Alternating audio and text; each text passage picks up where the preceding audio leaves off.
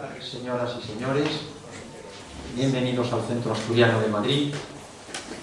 Muchas gracias por acompañarnos en esta sesión de nuestros encuentros de educación y salud, que es una satisfacción el que los podamos hacer una vez al mes, muy variados, ya desde hace unos cuantos años, no recuerdo ahora exactamente cuántos, pero por lo menos 5, 6 o 7 años de estos encuentros que iniciamos el doctor Antonio Sáez Crespo y un servidor, y sí, por problemas de salud pues no puede venir y un poco se ha separado, vamos a decir, forzosamente, pero nos transmite su afecto y un abrazo para todos.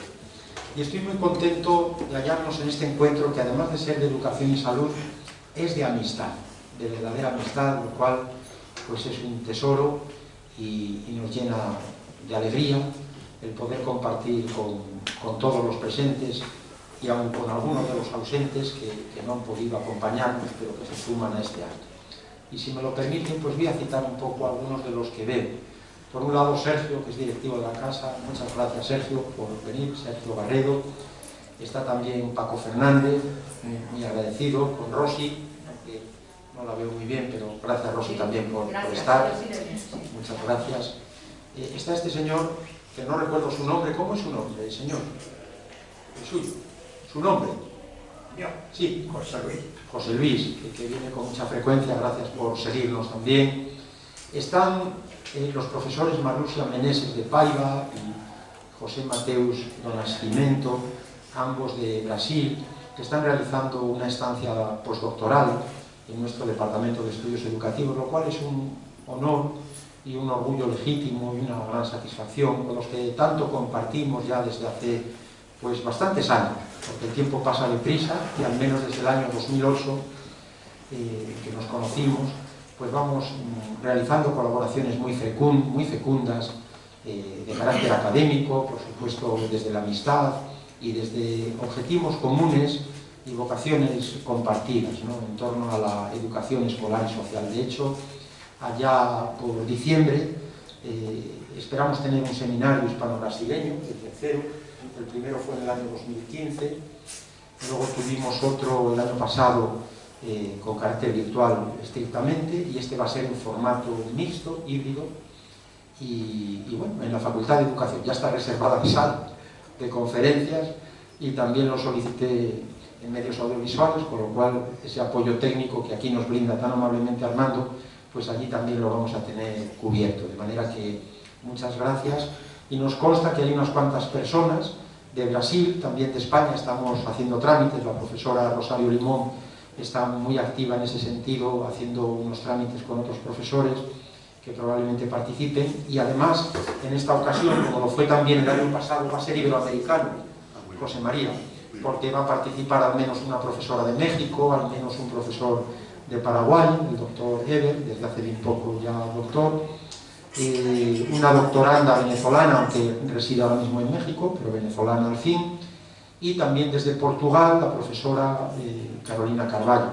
Creo que no me dejo a nadie más y por tanto pues estamos muy contentos de esa ampliación. Y está también María Jesús, la esposa del profesor José Ángel López Herrerías. Están estas dos señoras que agradecemos mucho su presencia, agradecemos y esperamos que nos acompañen en nuevas ocasiones. Y luego pues por aquí tenemos a Cándido, que es igualmente directivo. Muchas gracias, Cándido.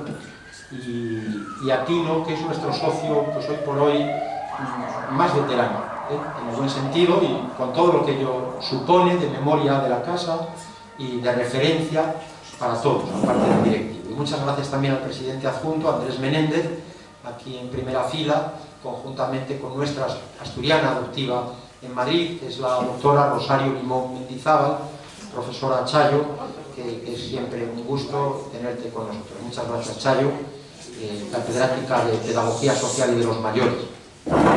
¿Qué os ha pasado?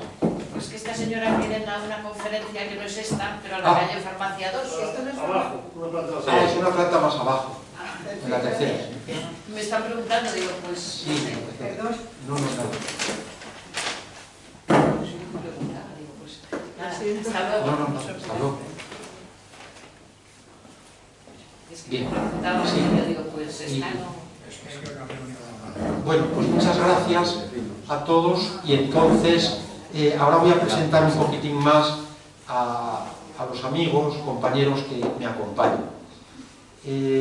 Realmente hoy presentamos este libro que bueno, tiene una historia significativa también para haber visto la luz, es una satisfacción presentarlo.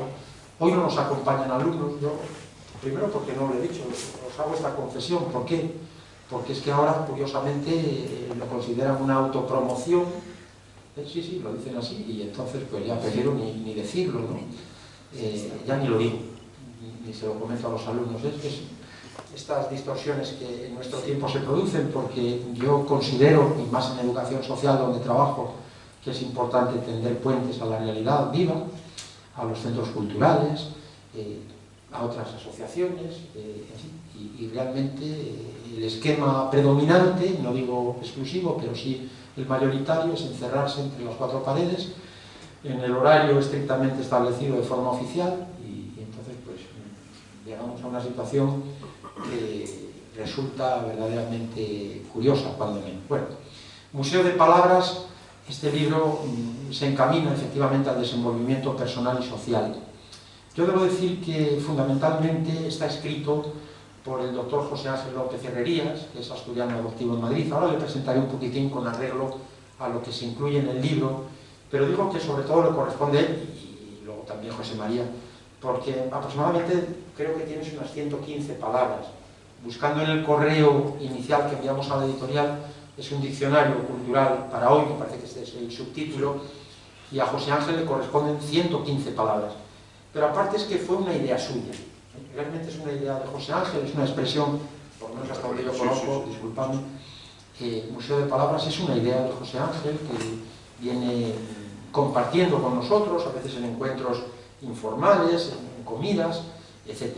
Y a José María Parra, el doctor José María Parra, ambos profesores jubilados de nuestra facultad y de nuestro departamento, ahora nuestro departamento, porque José María era de didáctica y organización escolar, José Ángel como un servidor de teoría e historia de la educación, pero ahora estamos ambos unidos, estas dos unidades en estudios educativos.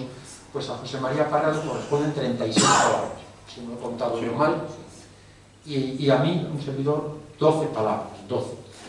Yo me resistí todo lo que pude, esto es la verdad, porque yo no voy a gasto con las muchas cosas que tenemos. Sinceramente os lo digo, no es una falsa modestia, sino que es una realidad. Y me resistí todo lo que pude, pero estos caballeros son muy insistentes y les dije que no rotundamente, eso pensaba yo, pero volvieron al ataque meses después y ya no me quedó más remedio. Y en cierto modo, perdonad que lo tengo que decir, pues acertasteis, porque las dificultades que nos pusieron para la publicación del libro fueron muy grandes y bueno, hemos localizado esta editorial que ha hecho un trabajo, yo creo que muy decoroso. Con arreglo a lo explicitado en el libro, voy a ofrecer unos datos de ambos.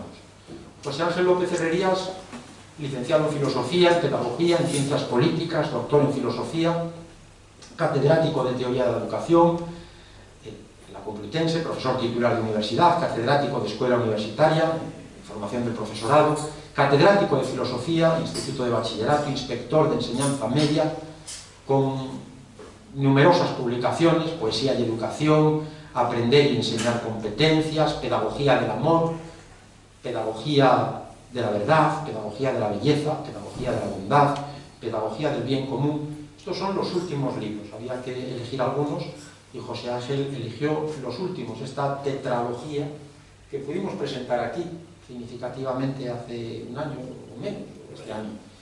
Y entonces pues estamos muy contentos, todos ellos publicados por la Editorial Popular, estos últimos, estos 4 al menos. Otras actividades: expresidente de la Asociación Española de Educación Ambiental, profesor visitante en universidades americanas, sobre todo en la querida Universidad Popular Autónoma del Estado de Puebla, en México, también en alguna otra, pero nuestro recuerdo también para esta universidad, con la que tanto compartimos, con muchos compañeros, amigos, ¿verdad? Y que tan bien trabajan y de los que tanto aprendemos. La Universidad de las Américas, en Venezuela, la UDLA, en Colombia, la Universidad Pedagógica, en Ecuador, la Universidad Simón Bolívar. Y como ustedes saben, José Ángel es un habitual de la casa. Antes llevábamos la cuenta, pero ya hace unos cuantos años que la perdí, porque no sé cuántos libros ha presentado aquí, a lo mejor un par de decenas, propios, alguno también ajeno. No tanto, pero bueno, cerca, sí. Cerca. ¿No? Y entre mesas redondas, conferencias y demás, 2 decenas de actos fácil o más. De manera que la verdad que estamos encantados de esta nueva publicación y sobre todo de reunirnos, porque tenemos que publicar de vez en cuando libros para vernos y poder compartir, que es siempre una satisfacción. Y el doctor José María Parra Ortiz, doctor en Filosofía y Ciencias de la Educación por la Universidad Complutense, con premio extraordinario, licenciado en Pedagogía, diplomado en Psicología de la Cultura, profesor titular de Escuela Universitaria de Formación del Profesorado, profesor titular de Universidad, publicaciones, la educación infantil, su dimensión didáctica y organizativa, del Grupo Editorial Universitario, un modelo didáctico para la enseñanza de las ciencias sociales, también de la misma editorial, didáctica de la educación infantil, en Gaceta, manual de didáctica de la educación infantil y otras actividades, formador de formadores del Instituto de Ciencias de la Educación, Organización Nacional de Ciegos de España, ha colaborado con ellos y también con el Instituto Calasancio de Ciencias de la Educación. Y bueno, pues es una satisfacción, José María, que nos encontremos. Ambos son andaluces de la provincia de Almería. No. Ah, bueno, eres de Almería y tú eres de Granada, pero estáis a 30 kilómetros. Andaluces los dos, a 40 kilómetros, pero José Ángel es de Almería. Todos los midas, 30 o 40. 40. Y José María Granaíno, ¿no? Sí, Eso es, Granaíno. pero de buena. De buena, eso es. Y bueno, como decíamos, pues realmente nos convoca este libro con una palabra clave que es museo, un lugar consagrado a las musas. Ya saben ustedes que las musas eran cada una de esas 9 deidades que según el mito habitaban presididas por Apolo en el Parnaso y protegían las ciencias y las artes. En un sentido figurado, musa es también la inspiración, cuando nos llega la inspiración del artista o del escritor. Y el subtítulo, como acabamos de decir, Diccionario Cultural para hoy, pues nos remite a un repertorio en forma de libro, efectivamente, en la que se recogen pues todas esas palabras a las que me acabo de referir, 130 y tantas de José Ángel, o 115, no recuerdo, 36 de José María, y mías unas 12. Palabras que de un modo u otro se adscriben pues a estas palabras ideales, a estos ideales y a estos valores como son el amor, la verdad, la belleza y la bondad. En mi caso, las palabras a las que me he referido quizá sobren 2, pero no sé ahora mismo cuáles, son inteligencia, justicia, libertad, paz, pasión, pedagogía, persona, valentía, violencia, trabajo, orientación, excelencia, disciplina y escuela. Como son pocas, me puedo referir un poquitín a ellas. ¿Por qué inteligencia? Bueno, porque ya nos lo dice otro andaluz de pro, que es Juan Ramón Jiménez. Inteligencia, dame el nombre de las cosas, el tuyo, el suyo, el mío, de las cosas. La inteligencia que nos permite nombrar el mundo, que configura nuestra narrativa, nuestro relato, y de alguna manera también nos permite poner palabras a lo que carece de ellas, y por tanto nos permite orientarnos y dar un sentido a nuestra existencia. Una inteligencia que modestamente me he permitido también revisar desde un punto de vista psicoeducativo, con ese concepto que a veces difundo por ahí, que es el de la inteligencia unidiversa, que es tanto como decir una inteligencia compleja o una inteligencia múltiple, y que entra en diálogo crítico con las inteligencias múltiples de un gran autor de Harvard, que es Howard Gardner. ¿Por qué? Porque a diferencia de lo que dice Howard Gardner, sostengo que la inteligencia es unitaria, aunque efectivamente diversificada, de ahí lo de unidiversa. Y yo creo que este planteamiento no es baladí, que es muy relevante, porque en verdad se precisa ese sentido unitario, aunque complejo. Yo creo que desde un punto de vista filosófico, antropológico, pedagógico e incluso neurofisiológico se ajustan más a la realidad, con todos los respetos y sin desmerecer esta teoría de Harvard que indiscutiblemente pues, ha dado lugar a muchas investigaciones, también porque hay muchos dólares para hacerlo, ¿no? Y la justicia, otro de los vocablos a los que me refiero, porque de alguna manera es una preocupación universal. Ya lo vemos ahora en esta España nuestra, donde hoy se manifestaban, por ejemplo, pues muchas asociaciones de jueces para reivindicar la separación de poderes, que se supone inherente a la democracia, ¿no? El poder legislativo, el ejecutivo y el judicial.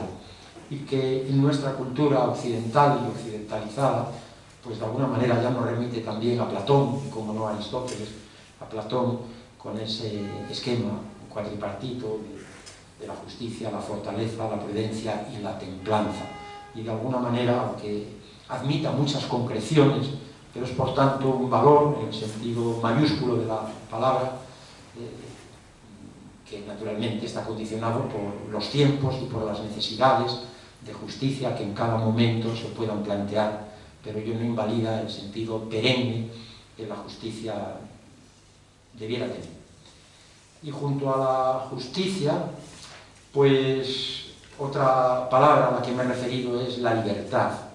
Como ven, vamos rápido, pero es que la libertad necesariamente tenemos que conquistarla, trabajarla diariamente, y se tiene que verificar en nuestras posibilidades de escoger, de elegir, también de autocontrolarnos frente a aquello que puede hacernos daño, ¿no? El autocontrol frente a la droga, pongamos por caso, o contra todo aquello que puede esclavizarnos o hacernos un mal. Y sobre la libertad debo repetir aquí, porque me parece una frase gloriosa, aquella que dice Don Quijote cuando habla con Sancho. La libertad, Sancho, es uno de los más preciados dones que a los hombres dieron los cielos. A la libertad no se pueden comparar todos los tesoros que alberga la tierra o que encubre la mar. Por la libertad como por la honra se puede y se debe aventurar la vida. La libertad que efectivamente reclama nuestros esfuerzos cotidianos para seguir agitándola y que se mantenga esa antorcha encendida permanentemente allá donde estemos, el valor de la libertad. La paz, pues la paz igualmente es necesaria. No nos referimos aquí a la paz del camposanto, a la paz de los cementerios, sino a una paz que no excluye la discusión, el conflicto sano. Ahora los conflictólogos dicen que los conflictos tienen una vertiente positiva, salvo que se deslicen por esa senda extremadamente violenta, como a veces ocurre, ¿no? Hasta llegar a las guerras o a los conflictos bélicos como los que ahora vivimos y que de alguna manera pues, nos afectan y nos salpican en este mundo cada vez más angosto, en esta aldea global, como diría Marcel McLuhan. Pues la paz también la repasamos porque es metáfora de camino, de horizonte, de puente. En definitiva, se vincula a una situación, a un proceso deseable, se vincula a la convivencia. Vivir es convivir. Pedagogía. Pedagogía porque nos concierne como profesores de pedagogía, en Brasil, en México hablábamos, en España, por supuesto, y desde luego porque es la ciencia de la educación, aunque también se nutre de otros saberes y de otras ciencias, de la filosofía, de la experiencia, por supuesto, que nos proporcionan maestros que con su trabajo valiosísimo y a veces anónimo, pues enriquecen el conocimiento pedagógico y desde luego de otras ciencias más o menos afines. Pues considerábamos oportuno tener en cuenta esa pedagogía y además en el, vamos a decir, en el triple sentido establecido académicamente, escolar, laboral y por supuesto social, es decir, que en todas partes. La persona, otra palabra a la que nos hemos referido, y cuando hablamos de persona pues nos referimos a todos, a la mujer y al hombre, nos referimos al alto y al bajo, nos referimos a las personas con independencia de su color de piel, de si tienen una discapacidad o no, a las personas mayores y a las personas menores, es decir, a los niños, a los adolescentes. A todos se extiende esta consideración de persona y esta educación personalizada y la dignidad personal. Por tanto, parece fundamental que en un libro cultural y que aspira a expandir el espíritu y nuestro desarrollo individual y colectivo, pues se contemple también lo que la persona es, sin perder de vista que al final somos seres misteriosos e inabarcables. Y la valentía porque es necesario, también admite muchos enfoques, pero si de nuevo volvemos al Quijote, pues más que temerarios hay que ser valientes, y el valiente no es el que no tiene miedo, es el que teniendo miedo encuentra que es necesario actuar y es capaz de superarlo, Por ejemplo, Don Quijote elogia la valentía, y quizá su ánimo esforzado también sea un referente en nuestros días, el ánimo de Don Quijote. Podríamos hablar incluso de un coraje cívico, como tantas personas, de una forma apropiada, pues lo están expresando también, para oponerse a lo que pudiera ser un atentado frente a la convivencia de todos, pongamos por caso.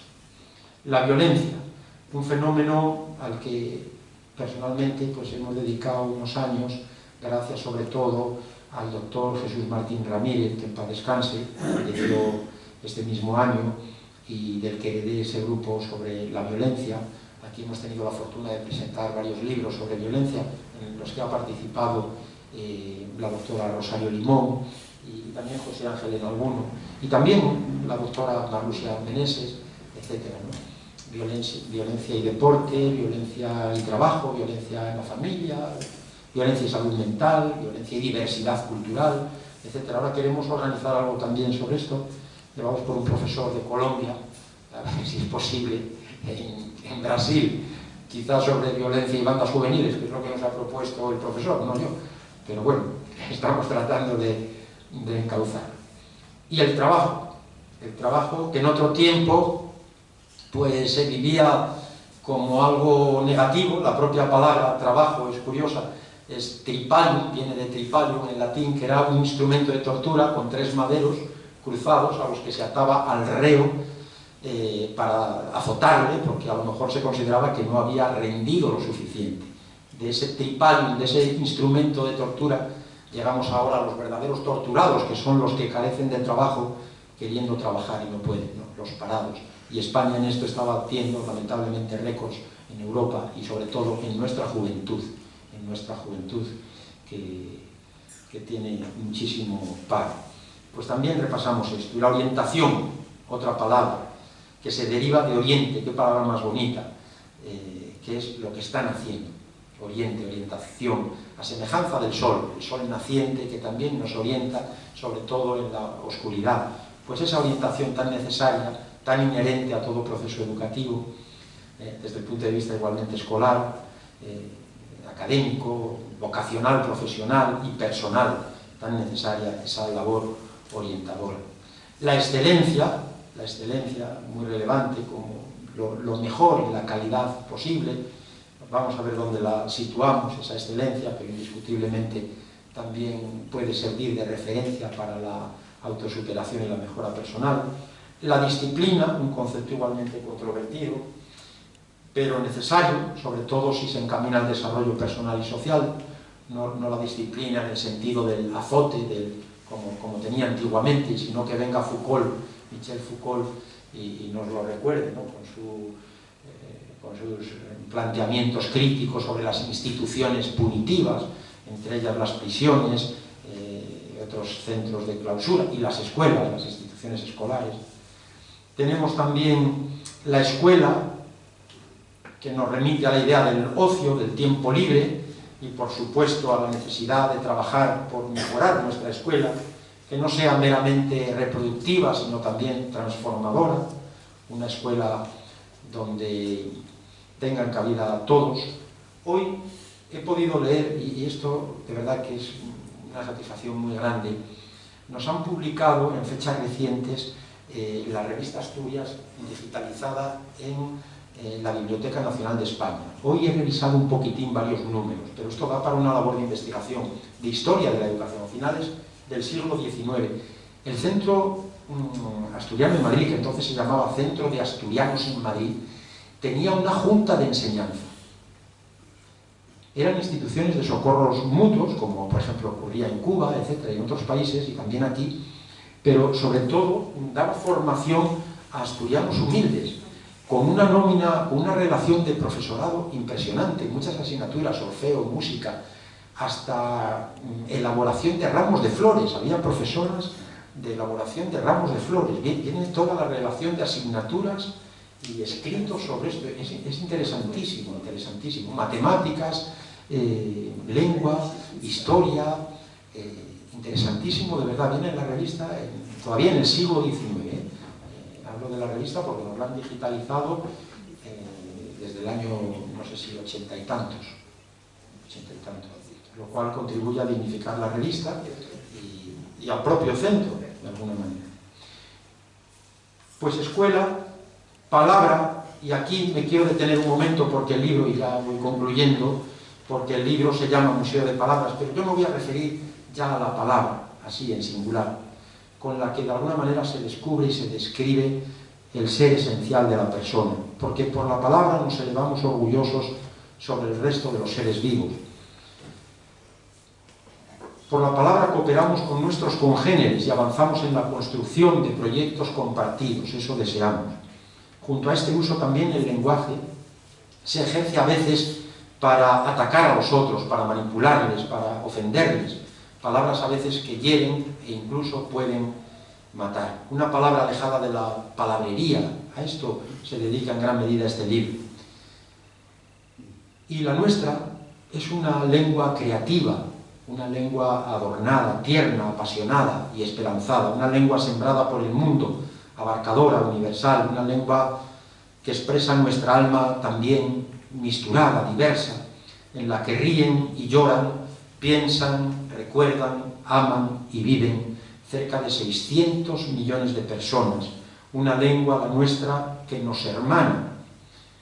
Cantamos pues con Cervantes y con todos los poetas a la lengua española, porque es sangre que brota generosa del espíritu, porque es fuente de concordia y de esperanza, porque se escucha en los sagrados altares y en las graves academias, en los alborotados mercados, en los palacios radiantes y también en las casas humildes, en el delicioso campo y en la ciudad bulliciosa, en el discurso solemne de Don Quijote y en los refranes de Sancho, en los himnos gloriosos y en la entrañable plática familiar.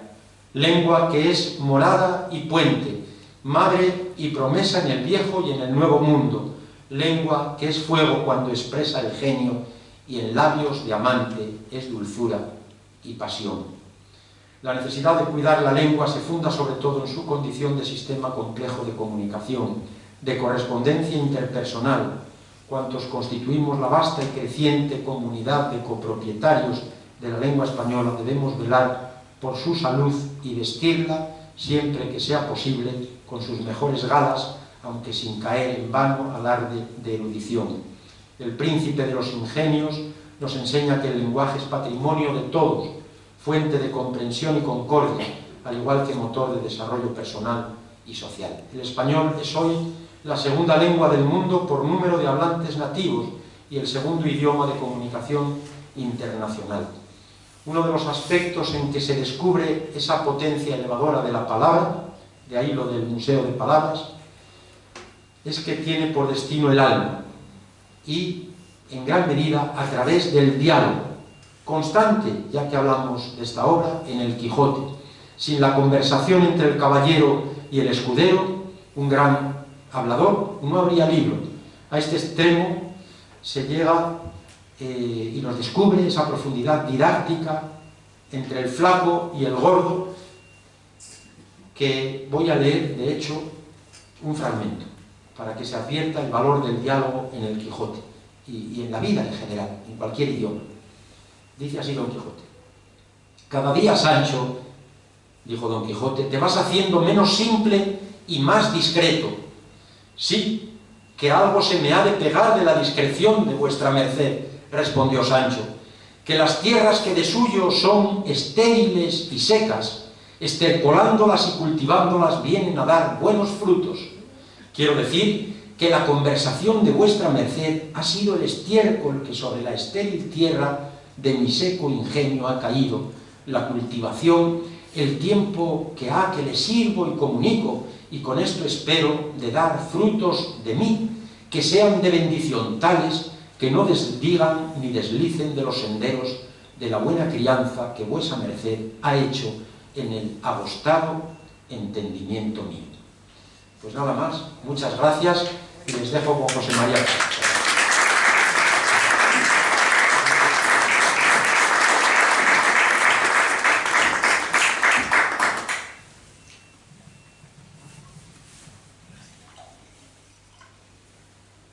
Ante todo, quiero felicitar al Centro Asturiano por la excelente acogida que siempre nos dispensa, bien sea en nuestra condición de invitados, bien en nuestra condición de ponentes, como en este caso.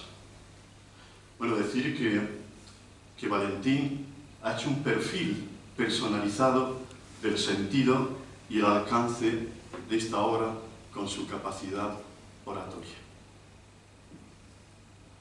En primer lugar, quiero agradecer a José Ángel López Ferrería que me invitara a participar de esta obra que él ya tenía iniciada como un documento básico de su ya dilatada obra filosófica y educativa.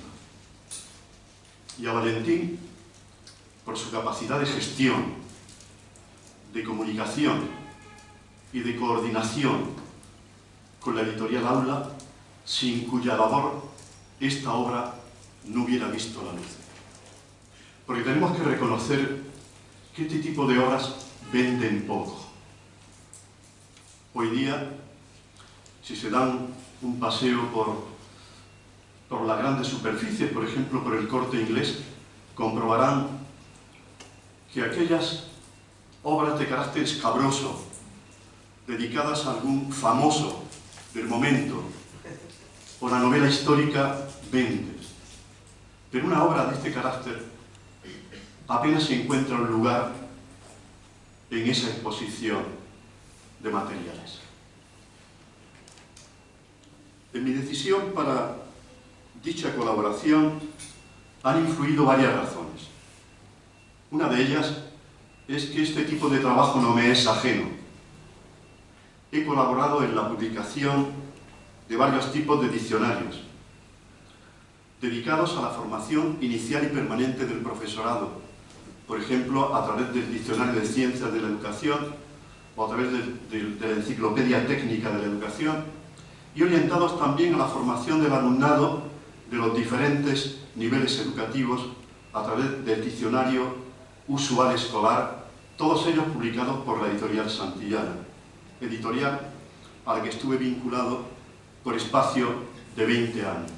Y como aquí hay una representación de los países latinoamericanos, pues le diré que Ilustrade estuvo presente prácticamente en todas las editoriales desde el Río Grande hasta el Cono Sur, hasta Argentina. Fueron libros que vinieron a reemplazar a la preeminencia que tuvo la presencia del libro editado por Estados Unidos y que Santillana desplazó en su favor. Pues bien, durante 20 años estuve colaborando con esta editorial dedicado a la publicación de material didáctico tanto para el profesorado como para el alumnado de los diferentes niveles educativos. Pero existe una razón más importante y en este caso en referencia al carácter de esta obra.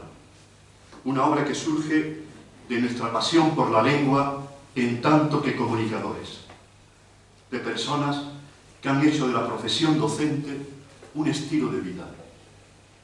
Y en esa práctica profesional, nuestra preocupación principal ha sido hacer un uso riguroso del lenguaje y expresarnos con rigor, con claridad y con sencillez, lo cual no es nada fácil. Preocupación que hemos intentado comunicar a nuestros alumnos futuros educadores, aunque esta obra, como tendrán oportunidad de comprobar, tiene un alcance social y cultural mucho más amplio. Existe Una segunda razón, igualmente importante, y es nuestro común interés por las humanidades, por su capacidad de exaltación de lo humano, un conjunto de disciplinas actualmente ausentes o muy aminoradas en su tratamiento en los planes de estudio de todos los niveles educativos, incluido el nivel universitario. Tal es el caso, entre otros, de la filosofía o de la historia.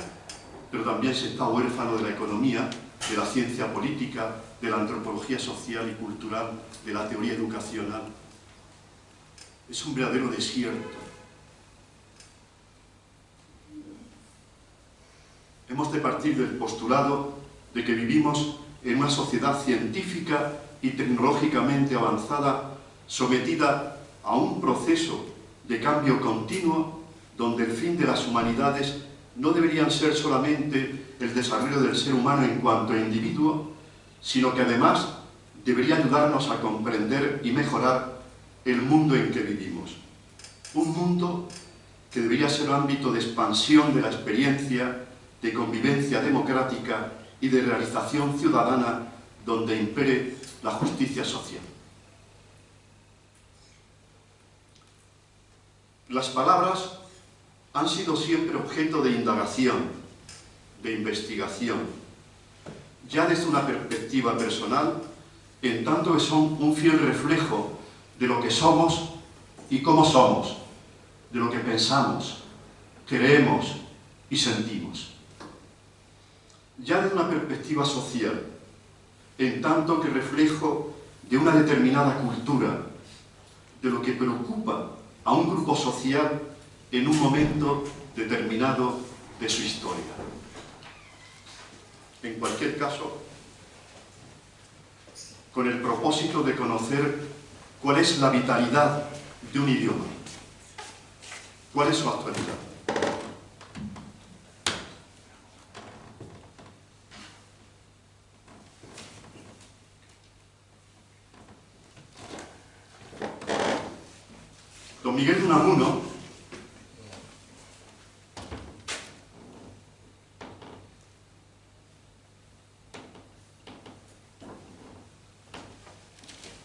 Don Miguel de Unamuno entendía que la palabra era el inicio de todo, la madre del pensamiento. En principio fue el verbo, pero el verbo se hace alma en cada pueblo, en la lengua materna de cada comunidad de hablantes. En cualquier caso, nada es más verdad que estos dos versos de un soneto unamuniano. La sangre de mi espíritu es mi lengua, y mi patria allí donde resuene. Y en torno a la palabra, creó la idea de patria común con los pueblos de habla hispana. No deja de ser curioso, por lo que tiene de anecdótico, que esta obra haya sido editada en Colombia, uno de los países hispanos donde mejor se habla el español.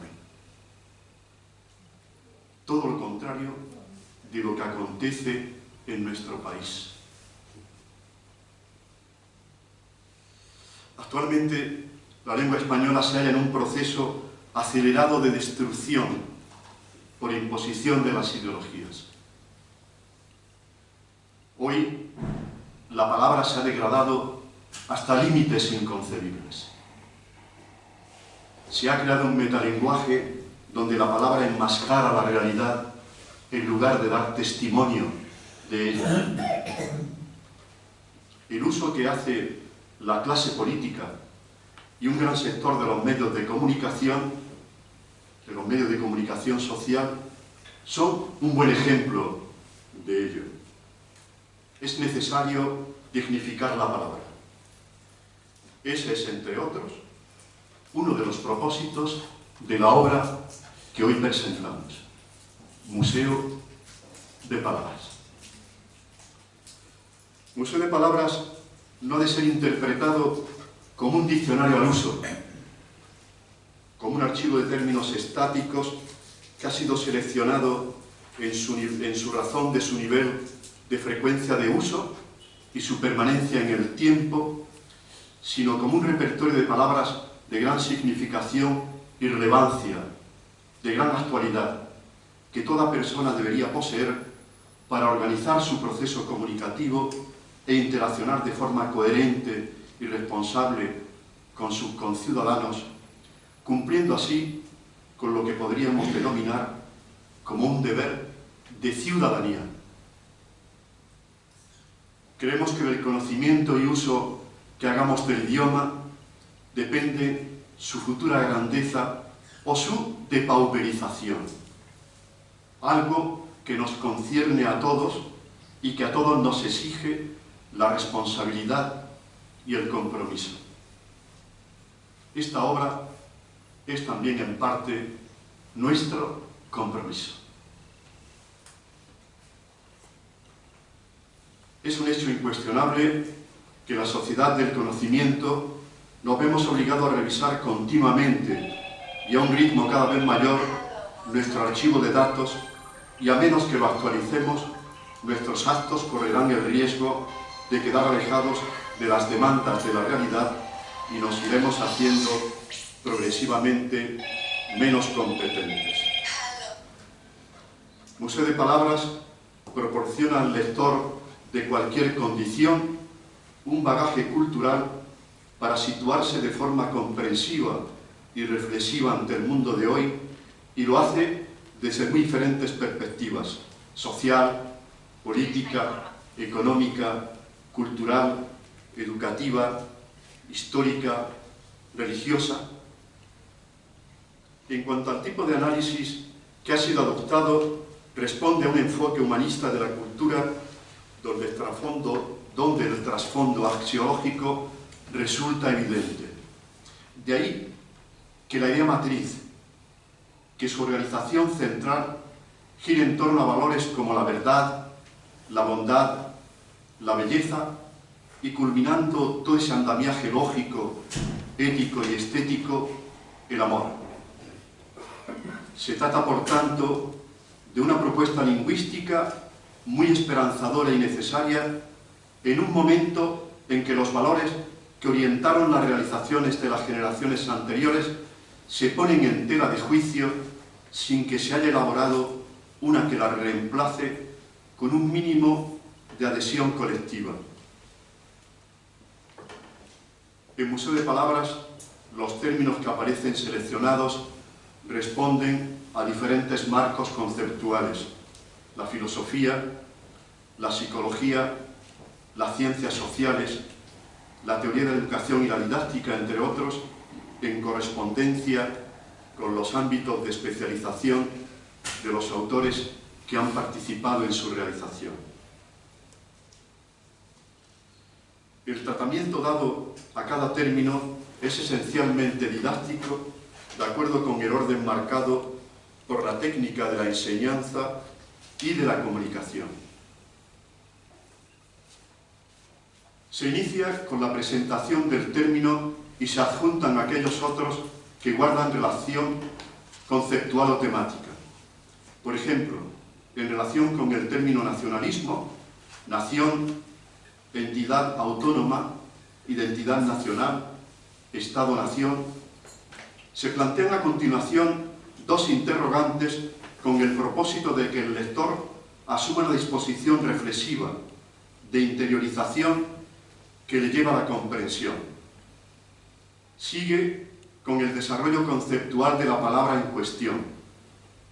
Se proponen dos referencias bibliográficas que invitan al lector a completar su información, y se completa con la toma de postura del lector, cuyo objeto es la implicación activa, la toma de conciencia, su compromiso intelectual y emocional con las cuestiones que han sido tratadas. La idea es que se sienta concernido, interpelado por lo que ahí se dice, y no adopte una actitud neutral. Muchas gracias por su atención.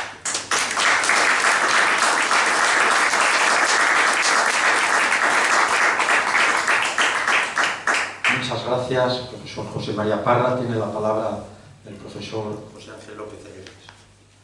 José María, perdona.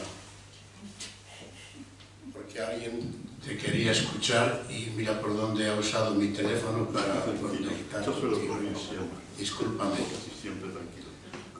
Cuando Valentín, nuestro presidente, dado que yo soy asturiano adoptivo en Madrid, se acordaba de la valentía, yo pensaba que iba a citar a don Pelayo, pero no sé si no era oportuno en un día como hoy, previo a la investidura, acordarse de don Pelayo.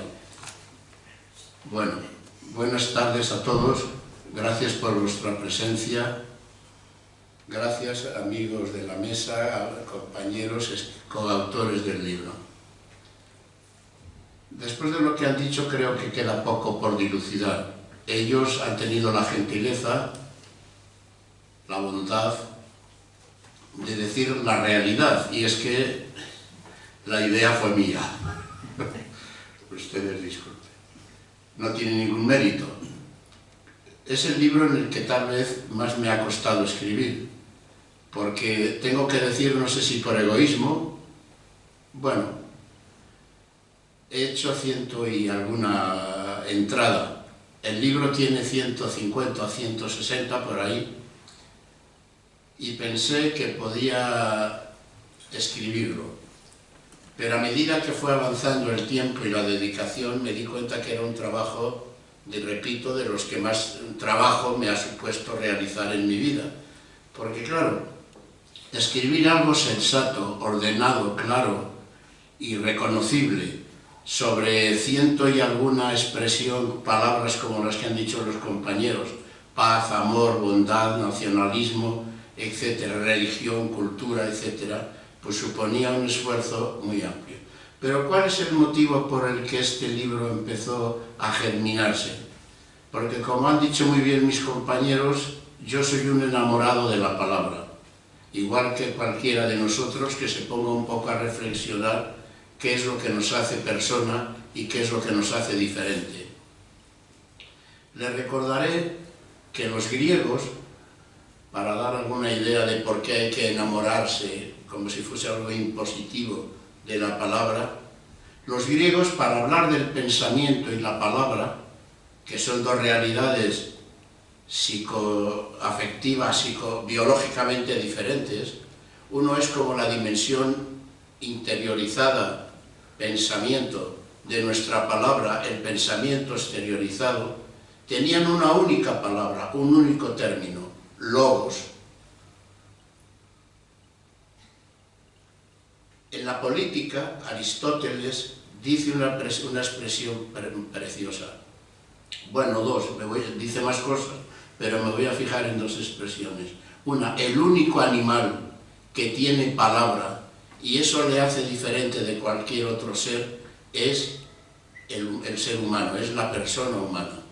Y en otro lugar de la política, un libro de Aristóteles muy reconocible y muy reconocido en el mundo en general, dice: el gobernante tendrá mucho cuidado de cómo se habla en la polis, en la ciudad, porque cuando se habla mal, todo va mal. Yo tengo que decirles que en mi propia experiencia eso lo he vivido como una realidad tangible.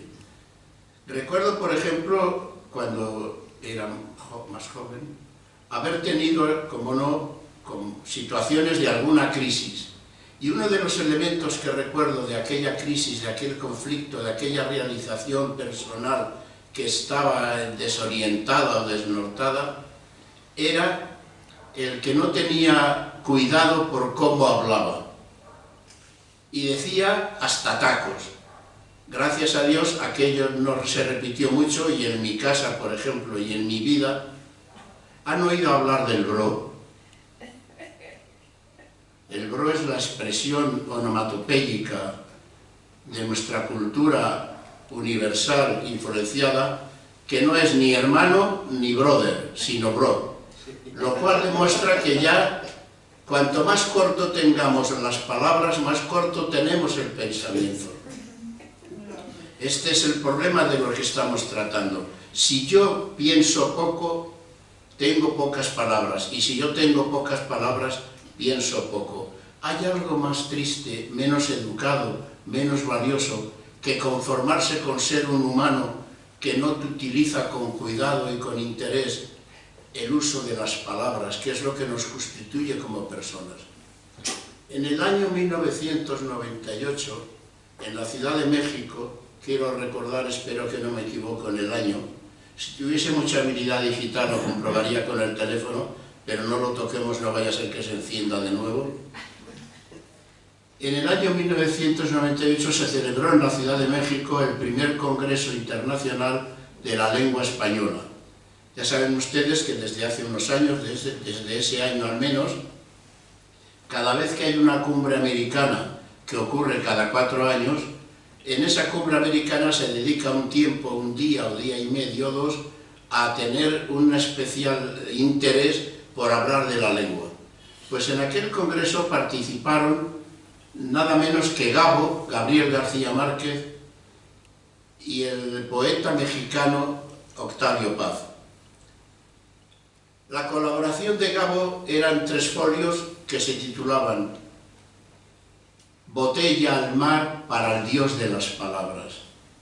De una manera muy sencilla, el poeta colombiano, el escritor colombiano, novelista, estaba manifestando el interés y la preocupación que él tenía por ensalzar o valorar el mundo de las palabras.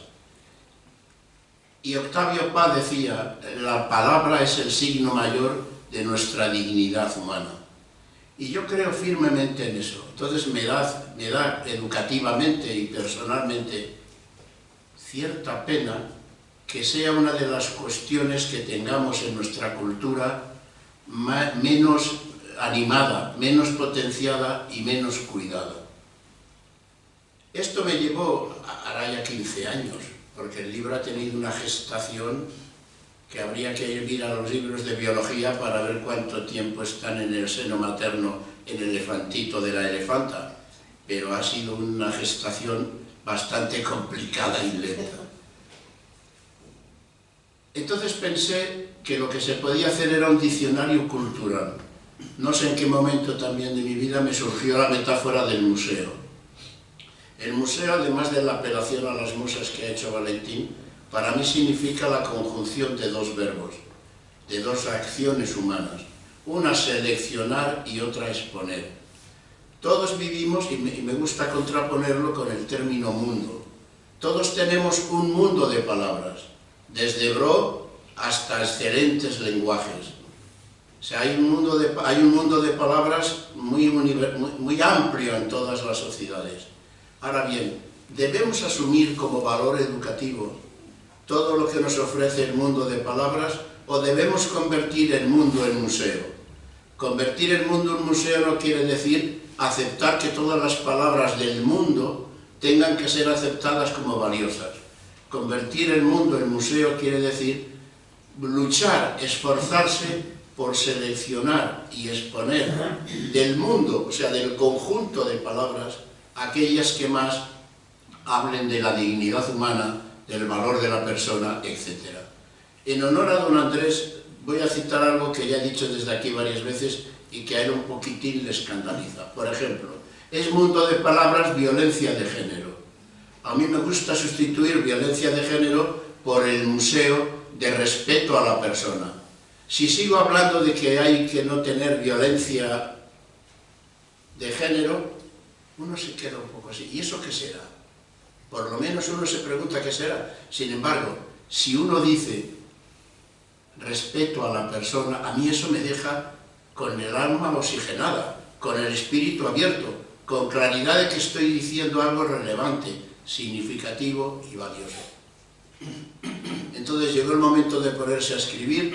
Yo imaginaba que cada palabra debía tener un folio de extenso, con el esquema que ha recordado mi viejo José María, de alguna pregunta y algún añadido, breve todo, que sirviese de acicate para que el libro no se vea como un documento de instrucción informativa, de instrucción, de información, de erudición. sino que el libro fuese un ánimo desencadenante hacia la interiorización activa de aquello que estoy leyendo.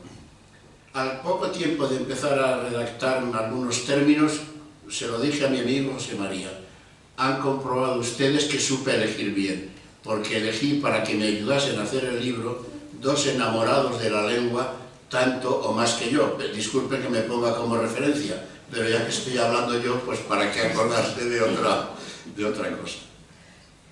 José María, le dije que eligiese, creo que te dije que eligiese, no te las impuse yo, ¿no? No. Los términos que querías elaborar. Eligió... Lo negociamos. Lo negoció, bueno. Eligió, no sé, he dicho 30 y tantas, bueno, las que fuesen por ahí. Al fin, ya rematando la jugada, yo ya me sentía un poco extenuado, porque además este tema que llevaba algún tiempo pensando en la editorial. La cosa se complicó porque las editoriales no querían publicar algo que se pareciese de alguna manera a un diccionario. Entonces, al final casi del recorrido, le dije a Valentín, como él ha contado, pues hubo un poco de regateo porque él estaba muy atareado, pero yo sabía que Valentín tiene el corazón como don Pelayo, grande pero suave como una amapola. ¿Y qué quiere más que les diga? Pues que encantado de que ustedes hayan estado aquí, que hayan escuchado a mis dos compañeros, que sepan que existe esto y que como conclusión operativa y vital les diría: si en el libro falta algo, es que todo él estuviese en blanco y solo hubiese una palabra, que se repitiese con distinta tipografía en todas las páginas, y es la palabra amor. Pero amor entendida básicamente, no exclusivamente, pero básicamente como la experiencia por la cual uno se entrega bondadosamente al otro para conseguir entre los dos y entre los dos, todos los pares de personas que pueda haber en el mundo, vivir una experiencia mucho más sensata, amable, cordial y generosa. Muchas gracias y que Dios les bendiga, que dicen en Hispanoamérica.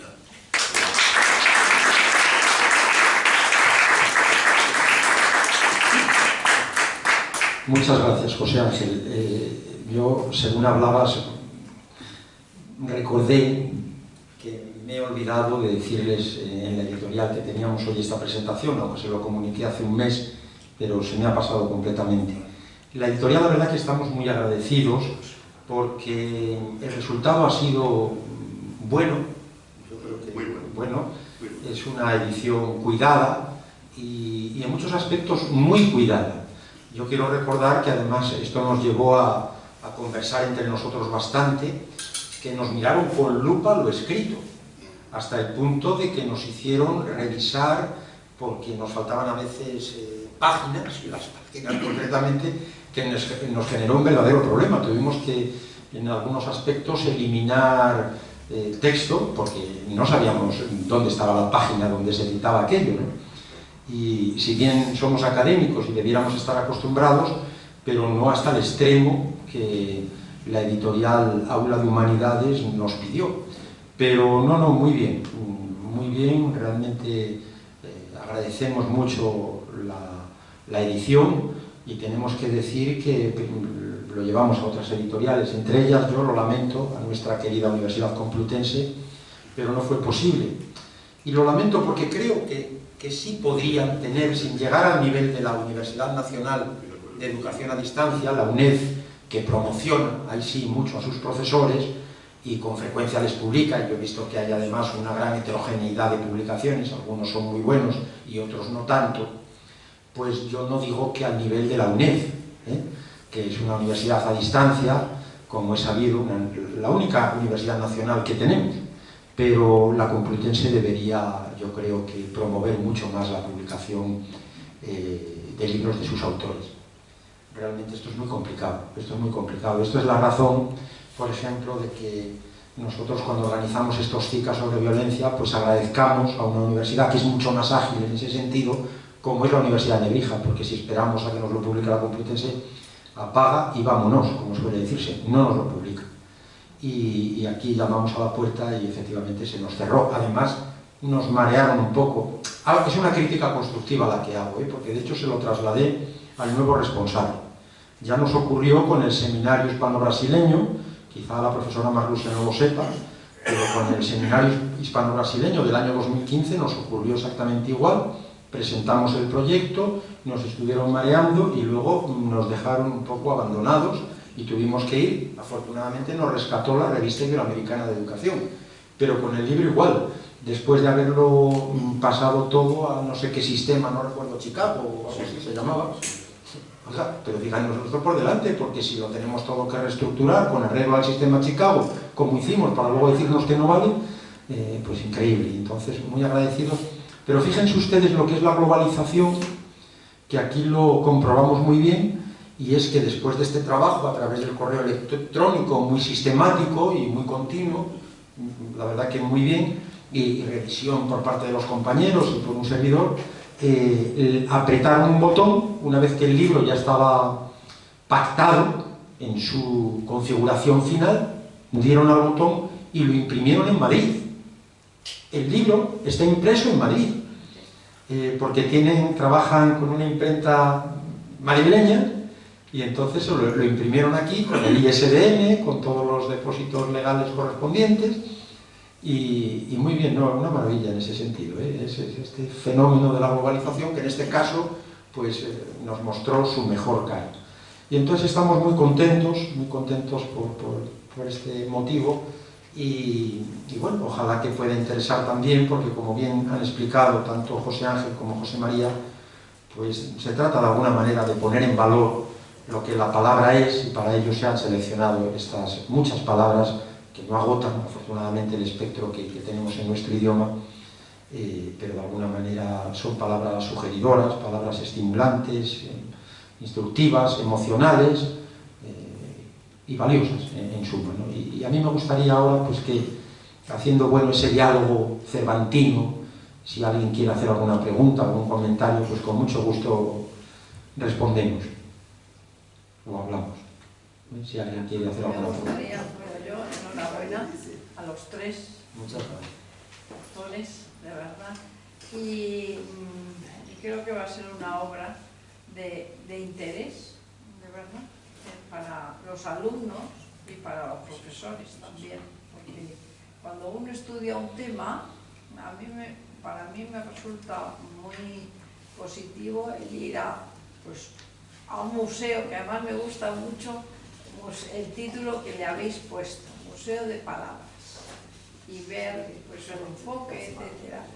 Y la portada me ha gustado mucho. ¿Quién ha diseñado la portada? Bueno, nos pidieron opiniones y se les sugirió la editorial. ¿La editorial? Sí. Pues sí, porque yo creo que son como dos árboles o Sí, un árbol ramas o un árbol, ¿verdad? que hunde sus raíces en un libro. Exactamente, que hunde sus raíces en un libro. Y sin duda alguna la palabra pues tiene una honda raíz. Y Sí. bueno, a mí me gusta y gracias por la presentación tan magnífica que habéis hecho. Pues muchas gracias, Chayo. Pues fíjate, Chayo, que acabas de hacer referencia a la importancia que esta obra podría tener en el ámbito universitario.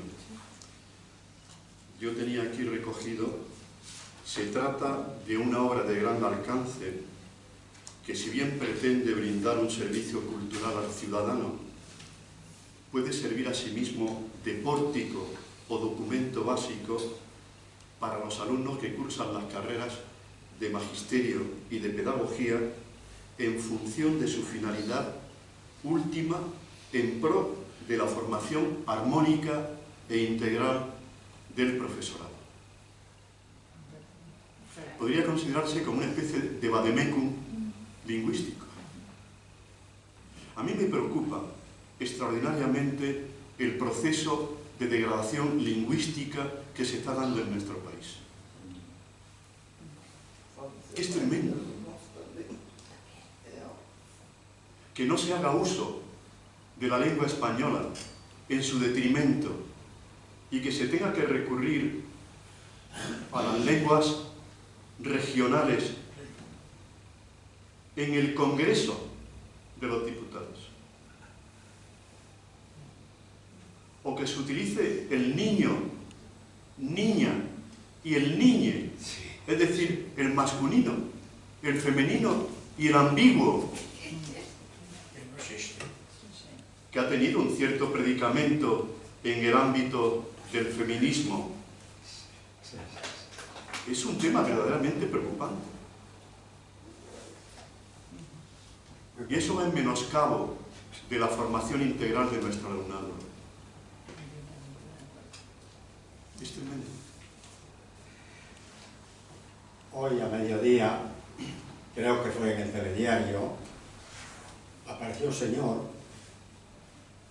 joven diciendo que estaba haciendo verdaderos esfuerzos por adaptarse a la lengua de la juventud. Y pues vamos a apañarnos. Vamos a apañar por ese camino.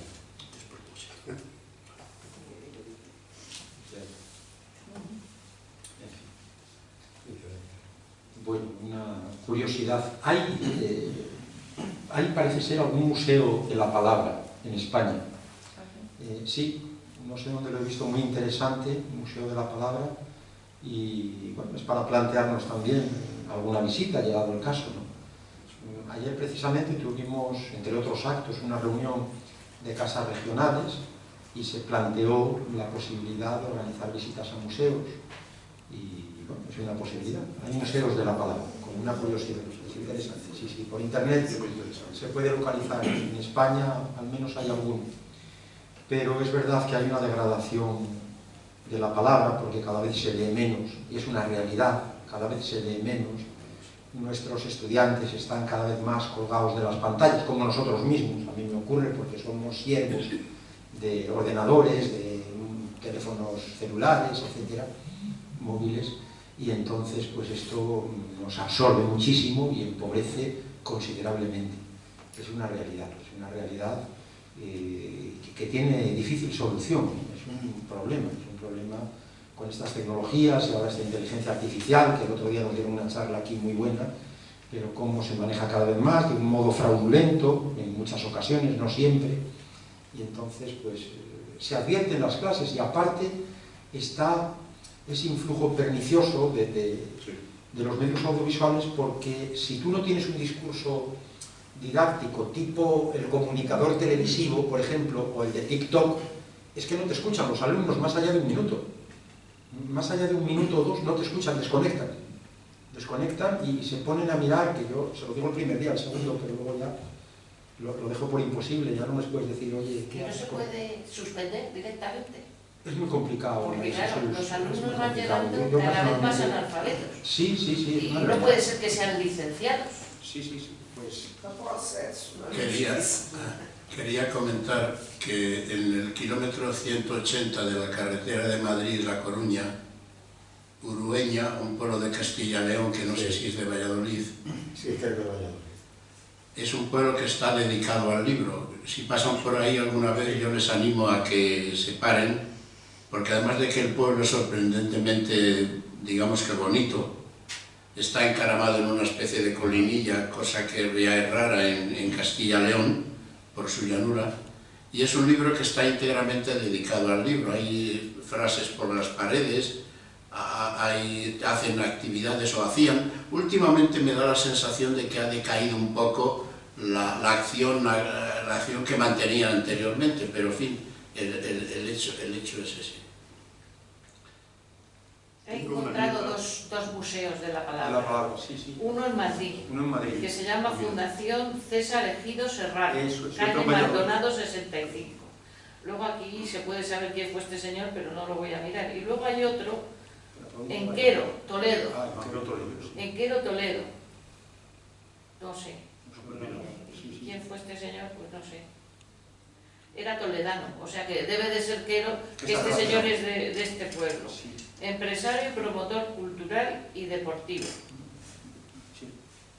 Pues delegamos en Valentín, porque, bueno, dada su competencia O sea, la En calle este caso, y Maldonado otros muchos, 61, que está muy y céntrico. dar su capacidad de gestión, Sí, céntrico. que seguro que resolvemos el hecho de la conexión con estas otras instituciones que se dedican a la defensa de la palabra clara. empresario, promotor cultural y deportivo. Bueno, ¿alguna palabra más? ¿Alguna intervención más? Por favor, ¿alguien quiere decir algo? Eu gostaria de contar uma história. Claro que sí. Aí o diretor da Caça do Brasil disse que no norte do Brasil, na região amazônica, tem uma tribo de indígenas que hablam a língua dos pássaros. A língua deles é a língua dos pássaros. Dos pájaros. Não tem uma... Não, é língua dos pájaros. Ele ha visto. Sí, sí, es curioso. Curioso, ¿no? Pues sí, efectivamente. Bueno, es una relación probablemente tan cercana a la naturaleza que de algún modo pues...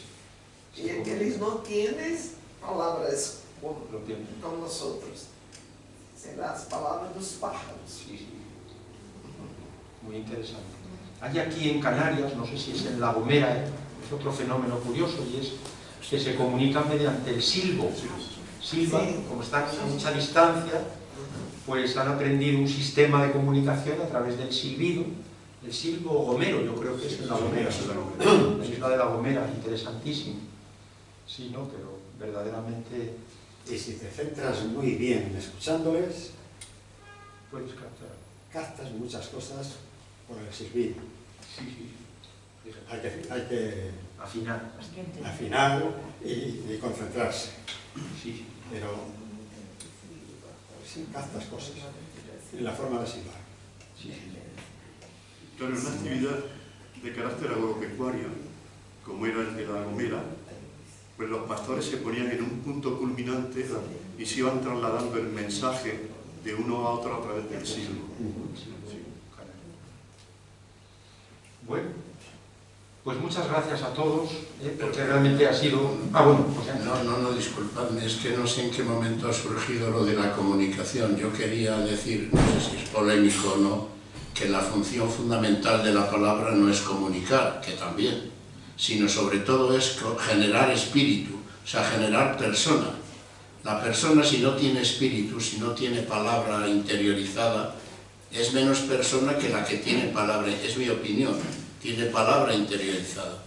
Entonces no vale, no es que como estamos hablando del silbo, que a mí me parece muy bien y tal, la sensación que tenía era que estábamos idolatrando, es exagerado entre comillas, la función comunicativa, que repito, cómo no, es ayudadora a generar espíritu.